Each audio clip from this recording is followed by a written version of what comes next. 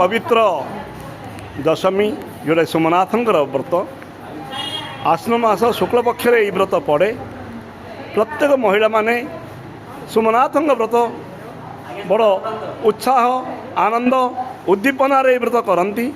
प्रातरु से माने शज्यारू उठी 10 गोटी अपमारक दांत काठी दांत घसती, 10 गोटी हलदी से माने स्नान करती एवं 10 गोटी मुदुक सबू 10 गोटी फल 10 गोटी फूल संग्रह करी सोमनाथन को दिन सारा मंत्र पाठ करी उपासना करी घरर प्रत्येक को सेवा करी संध्या समय सोमनाथन व्रत अति आडंबर उत्साह एवं उद्दीपनारे पालन करती।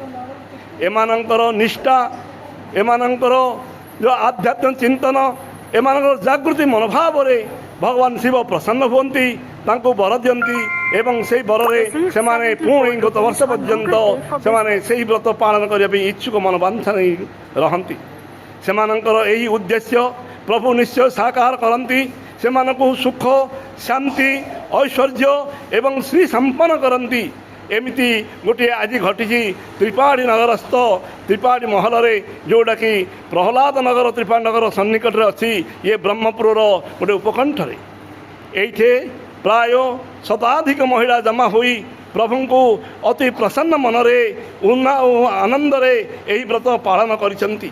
एमानंकर व्रत सबुले साकार हो एमती प्रतिवर्ष एमाने यही व्रत पालन करंतु यह मो कामना करे एवं प्रभु परमेश्वर को तांकर मनस्कामना पूर्ण करने पाई सबुले आग हुए।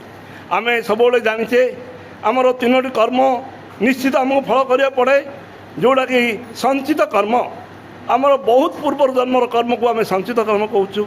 प्रारब्ध कर्म गत वर्षर कर्म को आमे प्रारब्ध कर्म कहूँ। पुणी क्रियमान कर्म बर्तमान जो कर्म आम करुचे ताहा होची क्रियमान कर्म। आम जदि क्रियमान कर्म करवा तेबे निश्चय प्रारब्ध कर्म एवं संचित कर्म को ताको सुधारिबो। सेतिपई आम यही व्रत पालन करुचे बड़ आनंद बड़ उत्साह बड़ स्नेह बड़ प्रेम मनोभाव नहीं। आम समस्ते जानिचे प्रभु निश्चय आमको आमर जो पूर्व जन्मर कर्म बा प्रारब्धर कर्म जहाँ आम करिचे ताहा अजाणतर करछे आम प्रभु को क्षमा मागुचे। हे प्रभु जहाँ घटी जाइछि ताकू तुमे केवल चाहिए ताकू आमको यही रास्ता उद्धार करिपारिबो एवं आमको सद्गतिर रास्ता दे पारिबो आमको सुख शांति ऐश्वर्य प्राप्त करिबो। सेथिपई आमे सबुबले प्रातः उठी सर्वे भवन्तु सुखिनः सर्वे सन्तु निरामया सर्वे भद्राणि पश्यन्तु माँ कश्चित् भावे प्रार्थना करी प्रभु निवेदन दौचे। जय हिंद।